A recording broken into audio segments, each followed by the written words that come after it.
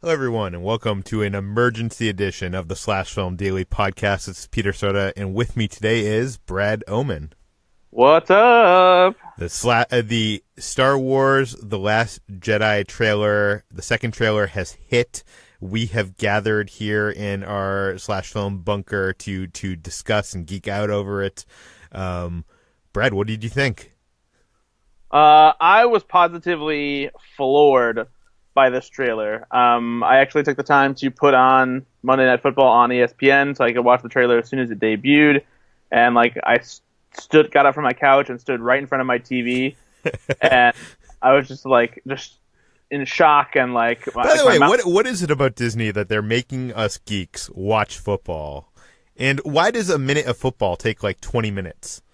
I don't understand it. It defies all scientific logic. I'll make jokes about football and all that all day long, but it's not like they're forcing us to do it. We're willingly doing it. And honestly, I don't think it's that big of a deal. I can enjoy a football game. I don't care enough about it to watch it all the time, but I can enjoy it. But I think what made it worse is we knew there was a Star Wars trailer when the halftime hit, and those couple minutes before the halftime just took forever. And they're like, we have 30 seconds left. We're gonna run into commercial before the. It was I don't know.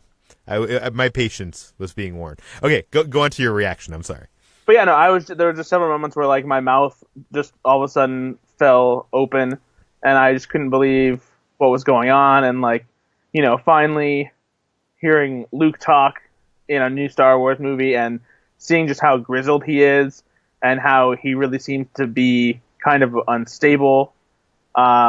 And hearing this new dialogue from Snoke and this new dialogue from Kylo Ren, and that ending of this trailer is oh my gosh, what are we in store for? What's going on here?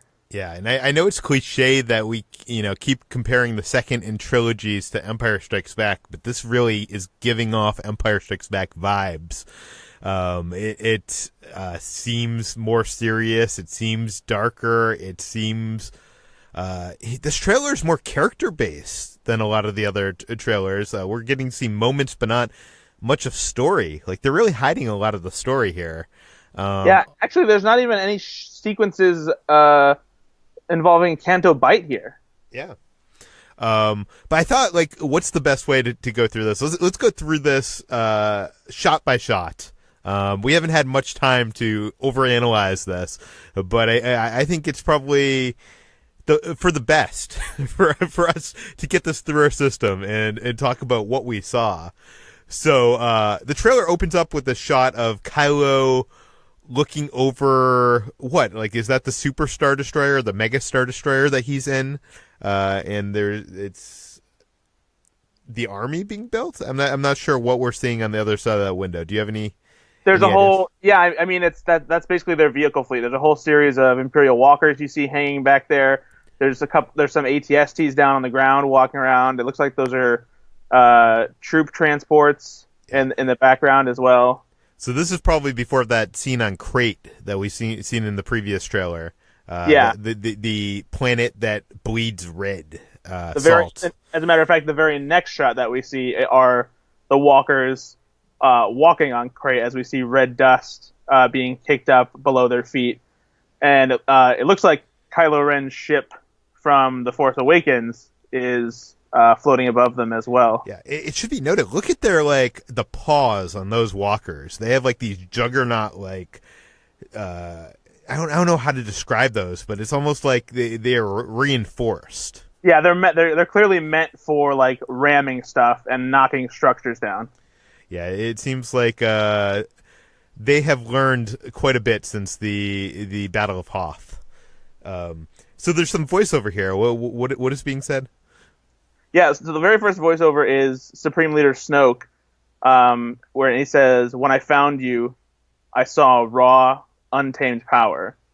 Now, who is he talking about here? We're seeing Kylo on screen, but the more and more I watch this trailer, the more and more I think he's talking about Rey, and he's talking to Rey. Yeah, I believe so too, because as his voiceover continues over shots of Kylo with his helmet and picking up his lightsaber, and he says, "And beyond that, something truly special. And then right after that line ends is when we get our first cut to Rey holding Luke's old lightsaber. I think that Snoke is talking to Rey in this instance, and I imagine it's a sequence that probably comes towards the end of the movie when they finally meet each other.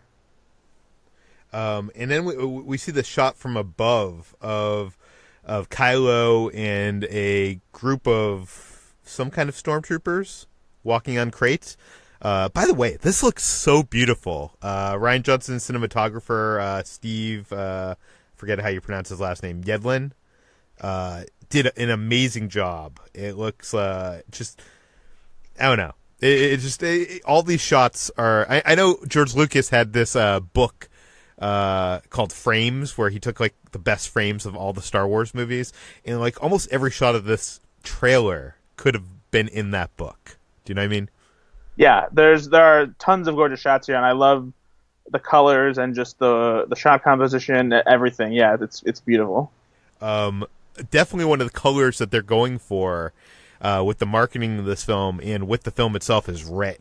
That was the first poster was kind of red. Crate has this red salt. The next shot that we see kind of has this red glow with Kylo reaching down, and is he picking up his saber? Yeah, that's definitely his lightsaber. Towards the tail end of when he's picking it up, you can see the little side parts of his lightsaber handle that also emit the little red light. Yeah. What do you think Rian Johnson is trying to do with red in this film? Like, it feels like this is not just a stylistic choice. It seems like it's a motif of some kind, and it's supposed to have some kind of bigger meaning. Is it blood? Is this teasing death approaching? I mean, maybe that's red has always been the choice color of Sith when it comes to their lightsabers. The dark side users have always had red lightsabers, and so Ryan might be taking that to the next level here, just by giving everything more of a red motif. But the red also seems to be more tied to Snoke himself. It might be just like something that he has ties to, because I believe that the shots from the red background come from the interior of Snoke's ship.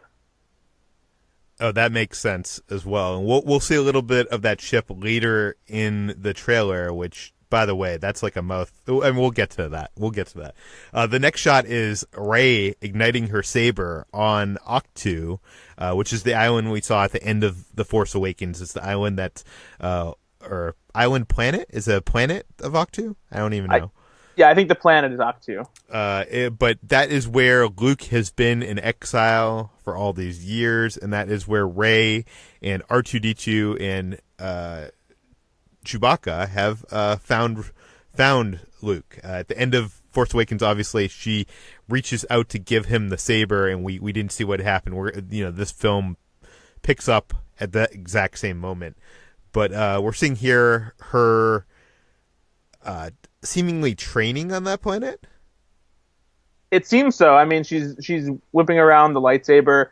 When she gives the lightsaber to Luke, she has some voiceover that she says, "Something inside me has always been there, and now it's awake, and I need help."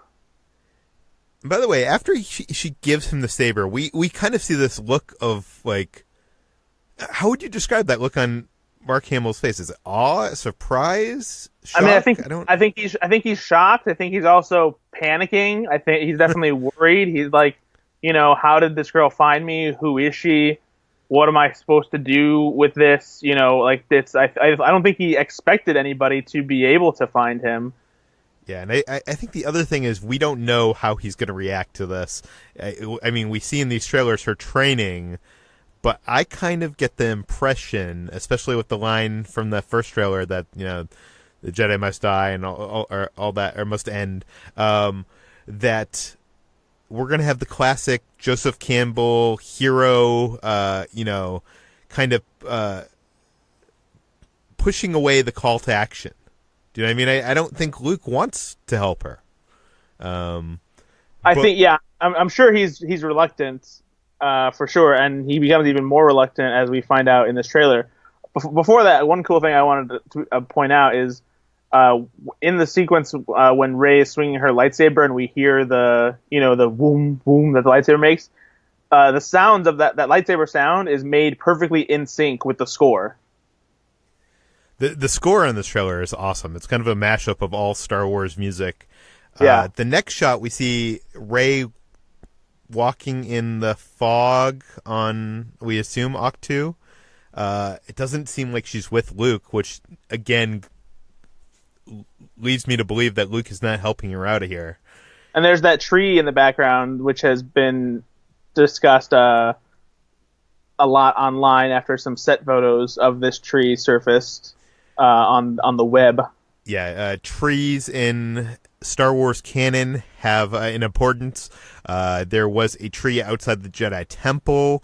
In the comics, Luke Skywalker and a relative in the father or mother of Poe Dameron went and rescued 2 trees from the Emperor's ship. The Emperor was dead in the Emperor's ship, and basically one of them went with Luke, the other went with Poe's parents, and was planted in the yard that Poe Dameron grew up on Yavin 4. So there is a lot to do with trees. This tree seems to be hollow. It seems to be like a library, a Jedi library of some sort. I'm not sure I would call it a library, since it looks like there's maybe only like 5 or 6 books there.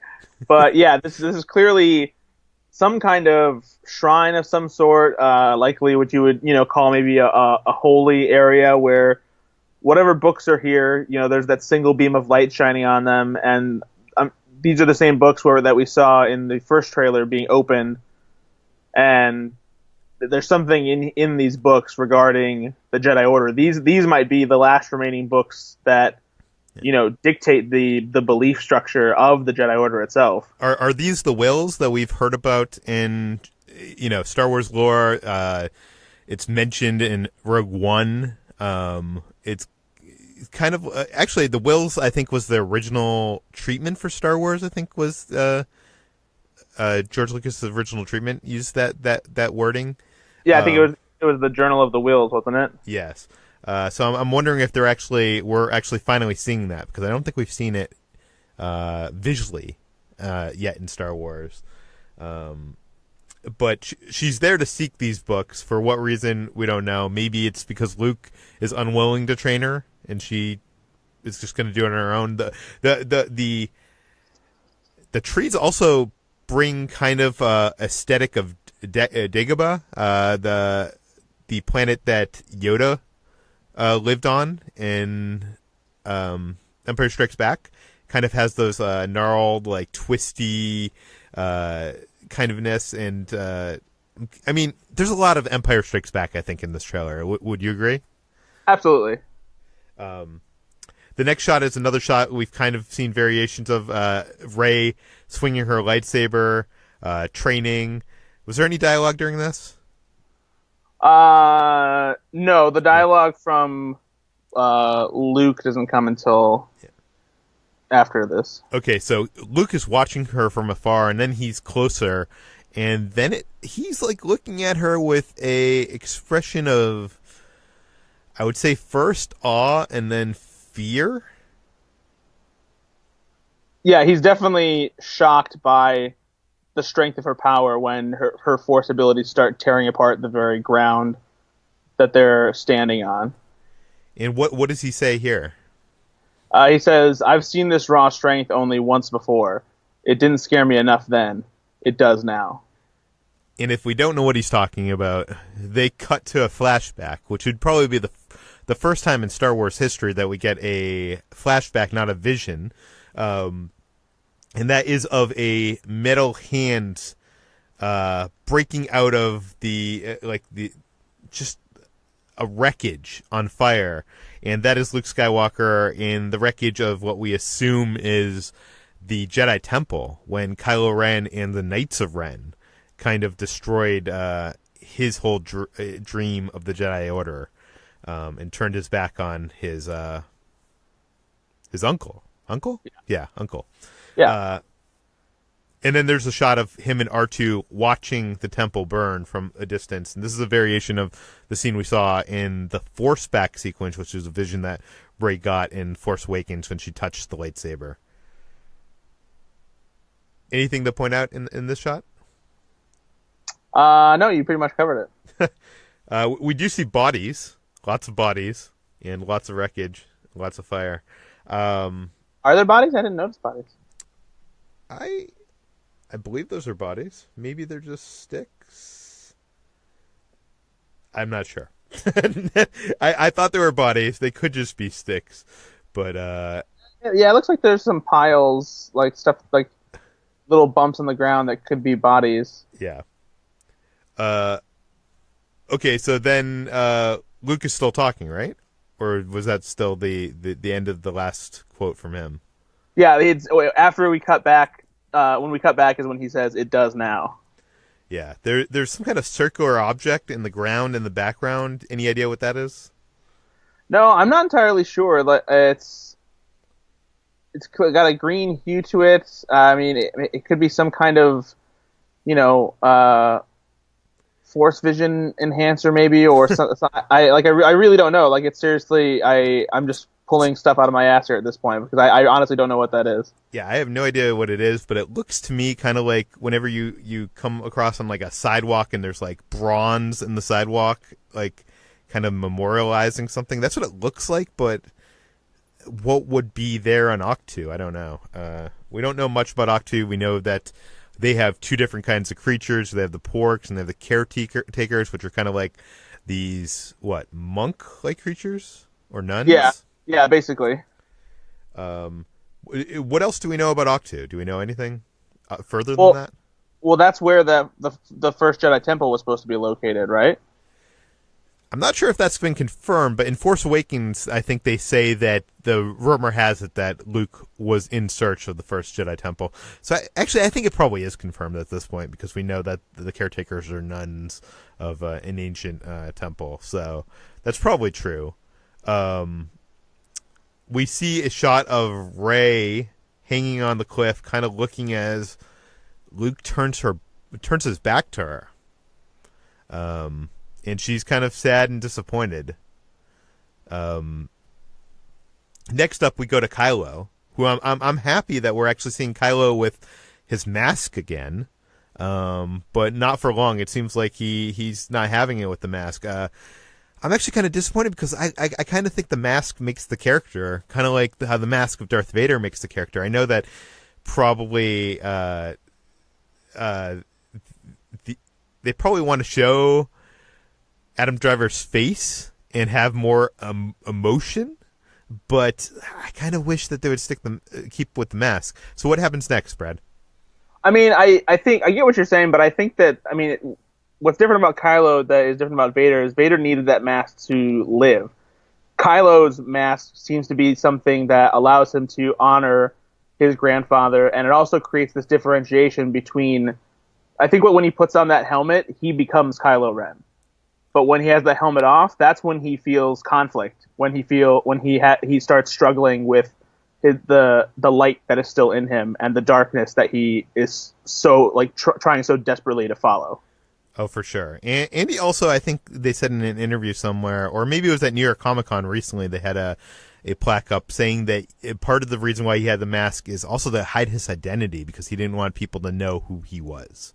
That seems weird because he didn't really seem all that worried about showing off who he was to Rey and Finn and. Yeah.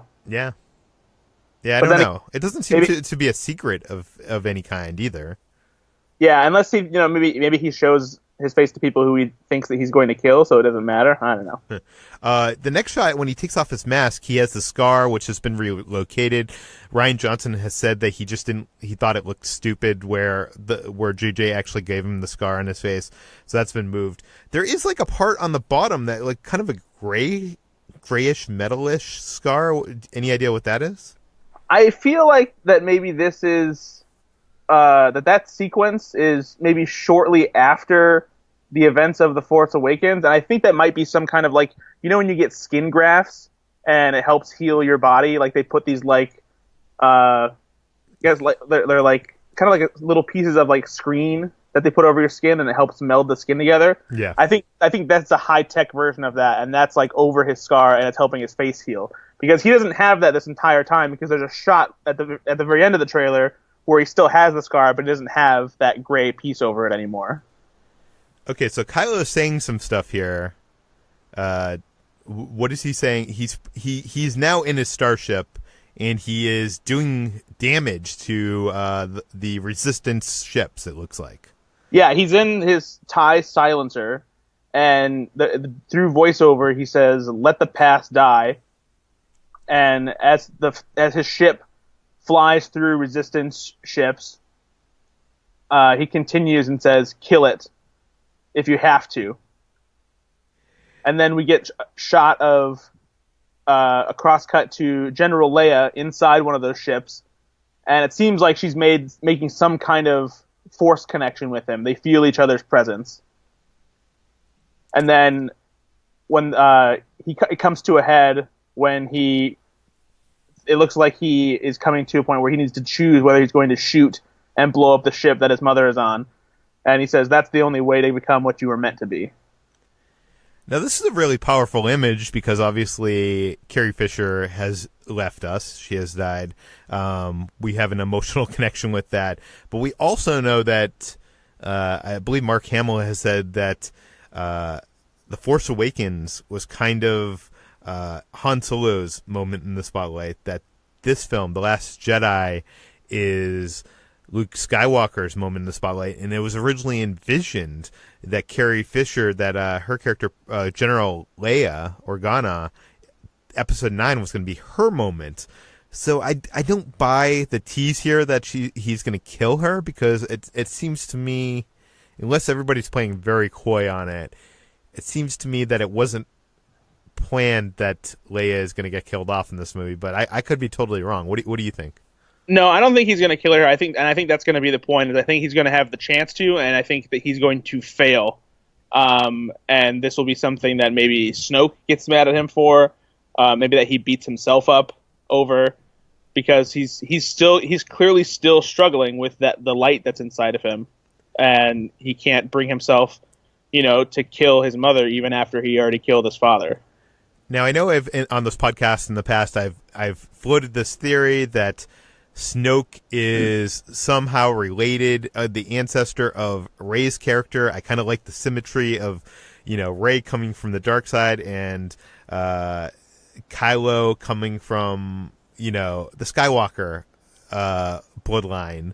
And I feel like that's the way George Lucas would have done it. So that's probably not the way they're doing it. And we already know that Snoke is not human. That has been established in Star Wars canon, so that ruins my theory. But I don't know. I keep on getting the impression that at the end of this trilogy, that Kylo Ren is going to redeem himself. This is the Skywalker saga, so I think if he were to be the bad guy that dies at the end of this trilogy, and if Rey was not related to the Skywalkers, that would be kind of ending it all. What do you think? It's definitely possible. But I mean, I wonder if there's a completely different direction to go here that will really be a game changer and something that we haven't really seen before. But that's something that we'll address when we get to the end of the trailer. Yeah, no, I think we'll go to that when the tease comes. We then see the Millennium Falcon fly through this cavernous red planet or asteroid. I'm betting this is the inside of Crate. Do we know? I would think so, because I mean there's red inside there, and this appears to be it looks like crystal structures, kind of like when you see stalactites and stalagmites in caverns and stuff like that, but it's shiny and there's like a sparkle to it. Now, what do we know about this red salt on Crate? Do we know its value? Why is this Star Wars taking itself to this planet we've never heard of before? Yeah, we don't really know much about Crate other than it's become this, hideaway for the Resistance. And it's a planet where there's it's a mineral planet, and there's red soil beneath this white salt surface. And although there's these caverns here now. Apparently, there's some speculation that comes from Leia in like the canon of Star Wars that maybe there once were like sea creatures that like roamed through these caverns when there was water on the planet, but now there's not anymore. But yeah, we don't know much about Crate at this point. And there's some First Order TIE fighters chasing the Falcon through this planet. And who is at the wheel of the Falcon but Chewbacca, who roars, and then we pull out to see a Porg scream, which is my favorite shot of the trailer. It's just so adorable. I almost feel bad for BB-8 in this one, because it feels like the Porgs have taken the limelight from our favorite ball droid. Okay, so after that is what? We see some ships get hit. We see a ship go to light speed. We're now in... Well, and the ships that we see flying with explosions, those are new ships that we haven't seen before.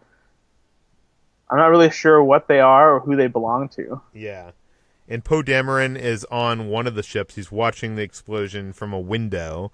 Yeah, I think that's the assault that happens when the First Order comes and attacks that the base where the Resistance was previously established, where they made their attack from to Starkiller Base. And what happens next is we see Poe in his helmet, behind the controls of his X-Wing fighter, and then a cut to a confrontation between Captain Phasma and John Boyega's character Finn, who seems to be out of his coma. Spoiler alert. He made it. Yes, he made it.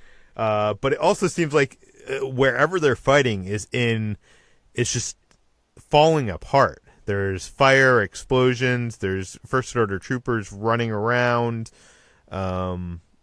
Any thoughts on this? It's definitely a cool sequence. It's awesome that Finn is, finally able to engage in battle with Captain Phasma. It's such a cool shot when you see him reflected in Phasma's helmet as the sparks fly from that electrified staff, which we know so well from his first time using a lightsaber, and then also Captain Phasma's chrome staff that she carries with her. It almost reminds me of, there's these set of paintings by this one artist, I forget the guy's name, but they're called Reflections. If you search Star Wars Reflections, you'll find them. And he does these paintings of these famous moments in Star Wars history, but it's as told on a close-up with a reflection of someone in someone else's face. So you'll see, like, the reflection of Boba Fett on Han Solo and Carbonite. And this shot right here looks like it's out of that series. It's such a great shot to look at. The next shot is we see a bunch of ships in the air, and BB-8 is on the back of, I think, Poe's X-Wing fighter. It looks like a black X-Wing. And BB-8 seems to be a little frazzled. A little bit. We don't know what's going on there. We cut to a shot of Luke, and he's laying somewhere. What is going on here? Well, hold on. Before we do that, let's go back because... Oh, yeah, Poe says something, right? Well, that as well. Poe says, we have a spark that'll light the fire that'll burn the First Order down. But in addition to that, we also... Sounds like something Poe would say. Typical Poe. Being all inspirational and a leader and stuff. There's amongst the space battle. There's TIE fighters flying through the air, and the ships that we saw in the first Last Jedi teaser getting blasted away by First Order ships. In the very background of that shot, we see that Mega Star Destroyer. Oh yeah. Okay, so fast forward to Luke on the ground of, what is he, in a cave, or what is going on here? Do we have any idea? He looks a little wet. He's that well, so this is. I was looking at this before, and I was considering something. You remember in the Force vision that Rey had, there was that shot of Kylo and the Knights of Ren standing in the rain. Yes. What if that wasn't something from the past, and instead that's something that's happening in the future? I'm not. That's an interesting theory. I'm not sure I buy it. I don't necessarily buy into it either, but mostly because in that vision there were bodies scattered around. So part of me wonders if this isn't in the present as far as when The Last Jedi takes place. Maybe this is part of another flashback when Kylo killed everybody and left Luke behind. And Luke is saying something here. Is it audible on the soundtrack? Oh yeah, for sure. He says this is not going to go the way you think. So he's apparently talking to Rey, right? I don't know. I mean, if this sequence is taking place during that time when Kylo Knights of Ren are standing in the rain, he could be saying it to Kylo. If he's saying it to Rey, he sounds pretty angry and almost vengeful to be saying that to Rey. But then again, I mean, if he's really that reluctant to train her and she's adamant about it, and maybe she's defying his will to not progress, with her training, then maybe that he is saying that to her and giving her, some, bitter caution, as it were. The next shot is probably one of the most interesting shots in this trailer, and it is of this like ice wolf on crate running in the white sand. Do we know anything about this creature? No, not at all. We saw these creatures in animatronic form in the sizzle reel that debuted at Star Wars Celebration, but we were not told what they are, what significance they are, or anything like that. It looks like they're on crate, so they're native to crate, whatever they are. And much like the structures that we saw earlier inside of crate, or what we assumed was inside crate where the Millennium Falcon was flying around, they have a very crystalline surface to them. They almost look like their fur is made of crystals. They're very shimmery and almost they have like a prism shine to them as they run around. It's interesting. In Star Wars canon, there really aren't any wolf creatures quite yet. I mean, there is. If you look in Star Wars Rebels, Dave Filoni, who's the showrunner and producer of that animated TV series for Disney XD, loves wolves, and he's been teasing wolves in that show. And the trailer for this upcoming season shows Sabine and Ezra riding a giant white wolf. And we also know that Ahsoka, there's some drawings that Dave did about her journey from the previous season of Rebels, and that featured a wolf that she was following or turning into or something. So I'm wondering if that's at all related. Probably not, because it seems like, nothing's connected, even though there's a Lucasfilm story group. But also, let's not forget about the character Loxiv Rock from the Cantina in Star Wars, also known as the Wolfman. Very important character. Maybe, has some ties to this movie. And there's some other creatures in the background running. Are those also other wolves? They probably are. I think those are just other wolves. Yeah. So what is going on here? There's a door being shut. We see Leia kind of... What is that look that we see from her? What do you think? I'm not entirely sure. Maybe it's one of concern with, the Resistance fighting the First Order on this planet. It depends on, I guess, what happens, before this sequence. Or maybe this is just after they've arrived on this planet, after being ambushed by the First Order, and she's kind of being pensive, thinking about Kylo and how he presumably chose not to kill her. The next shot, we see Rey diving into the waters, presumably in that cave on Octu. There's some bones if you look on the right of that screen. It's interesting. This shot is almost reminiscent of, there's this concept art that you can see in the art of the Star Wars: The Force Awakens. Some of the original concept art was Rey like diving into an ocean and the part of the Death Star had fallen into the ocean, and she was going through the Emperor's chamber underwater, and it kind of reminds me of that. Maybe it was an image that Ryan wanted to have in this film. Who knows?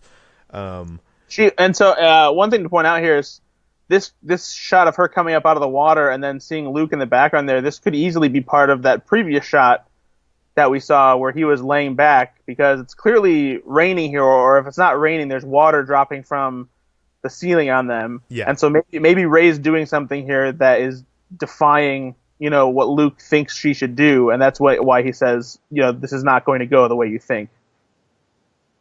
Question here is, why is Rey diving into this water? What is underneath the water? I don't know. It's maybe part of her Jedi training, possibly. Who knows? I think I have an idea, but I'm not going to say it because I think it's probably a spoiler. We do know there's a sea monster down there that has been revealed. The next shot is of John Boyega's character, Finn. I think he's in Imperial gear, or First Order gear, rather. Yeah, he's definitely in that First Order disguise, and we know at some point that he gets captured because there was a shot, I think it was in the sizzle reel, of him and the new character, Rose Tico, in some kind of prison, so they had been captured at some point. We see the huge, maybe that's the Mega Star Destroyer, maybe it isn't, I don't know. We cut to Crate, the battle on Crate with these new AT-AT walkers. There's ties in the sky. There's, the planet is bleeding blood, blood red, and we see ties falling to their death. But I mean, that's cool and all, but I think the next scene is what's most interesting. We get our first look at Snoke outside. In non-hologram form. Yeah. What is going on here? So Snoke has a bit of dialogue here that he says slowly over the montage of battle, where he says, "Fulfill your destiny." And once he reaches the destiny part, we cut after we see his grotesque face in close-up form. We see Rey screaming and writhing in pain, like leaned backwards, fully her back arched, and you can tell that she's being tortured by the Force somehow by Snoke, because we can see that gold robe that we know that he's wearing in this movie in the background there. And this is why I think that line in the beginning of the movie is from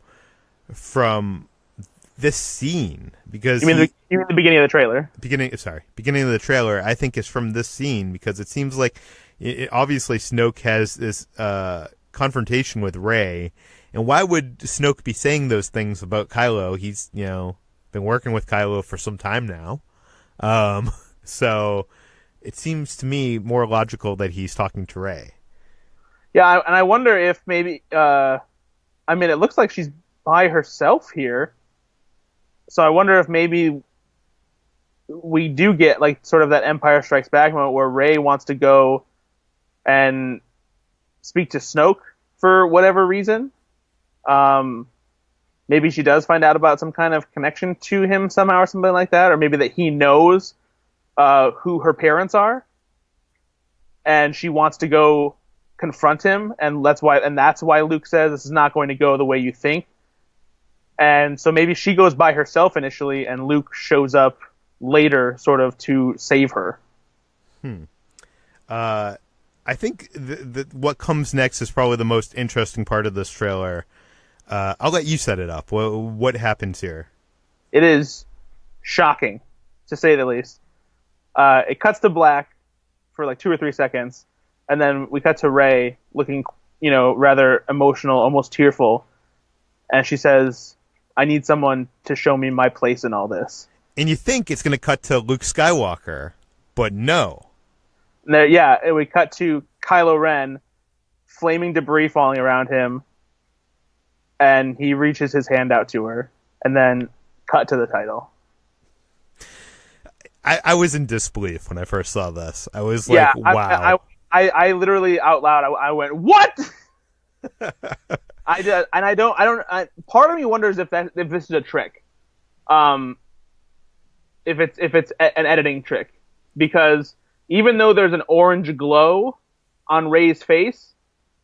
On the opposite side, there's clearly some destruction happening behind Kylo Ren. Do you think they would be that deceptive in I the don't- marketing? I don't know, but at the same time, I don't know what's happening in that sequence where Rey would be so calm to say something like that while stuff is falling apart behind Kylo. You know what I mean? No, you're making some sense. Maybe this is the scene before Kylo brings her to see Snoke. Possibly, I don't know. Maybe. Any other last thoughts on this trailer? I mean, I'm so I'm so impressed and like shocked by what we see here, and like I'm so glad that this doesn't reveal too much. I mean, if anything, it doesn't reveal anything about the story really, except that we see that Luke is resistant to training Rey, and that's something that we already knew. And so, yeah, I'm so pumped for this movie. I can't wait to see what they do with it. And I don't know, I'm very intrigued as to how this relationship between Kylo and Rey is going to blossom. Part of me wonders if maybe they're going to end up being like a thing, and rather than adhering to anything that either Luke or Snoke say, they're going to go like carve their own path together. I mean, part of what I hinted towards earlier, that if Kylo was from the good guys and Rey was from the bad guys, what if this trilogy is roles. What? What if they switch roles? Yeah. What if Rey turns to the dark side and Kylo redeems himself? But how pissed would so many people out there, and especially young girls who look up to Rey? I mean, I don't know. Do you think Disney would do that?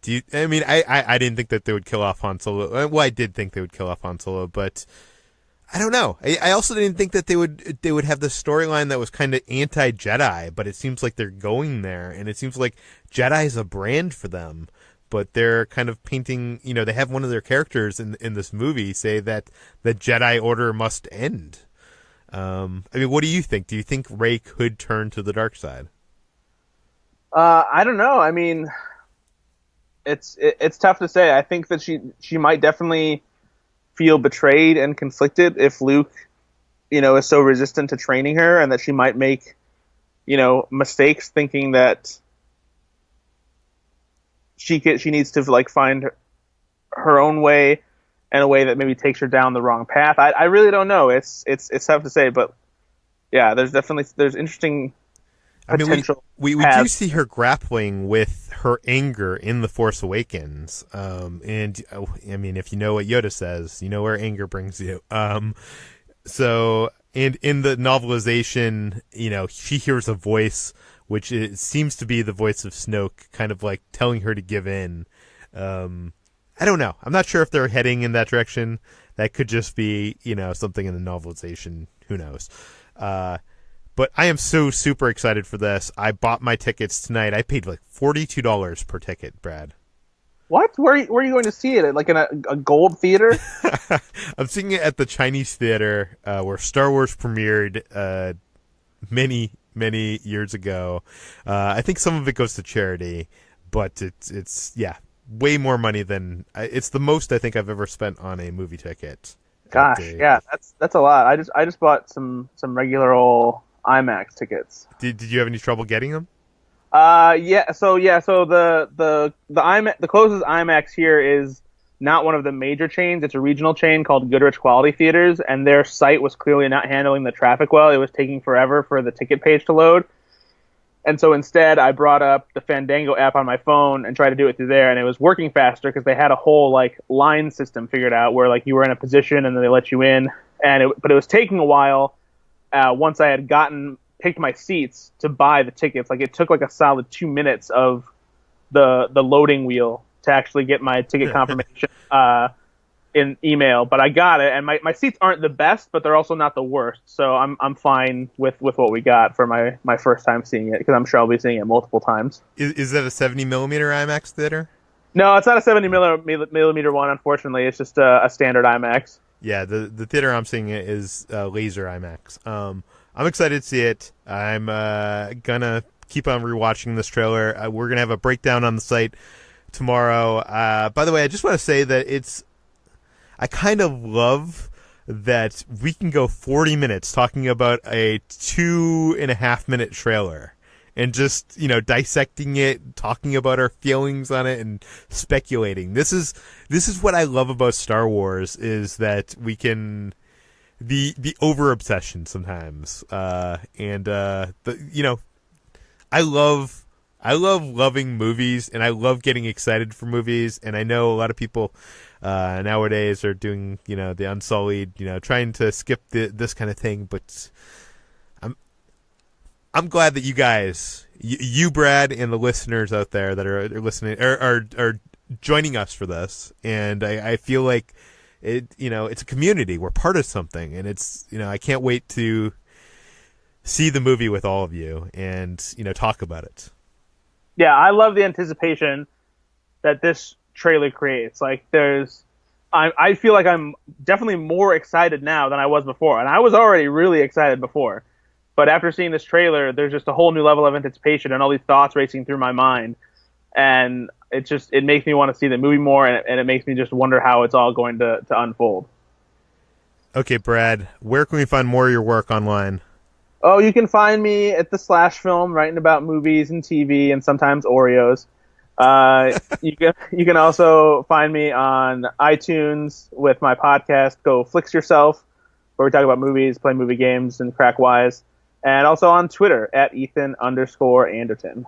You can find me on Twitter at /film. You can find this podcast published every weekday on iTunes and all the popular podcast apps. Go rate us, give us a review. That helps us out. Spread the word. Tell your friends, and we will see you tomorrow.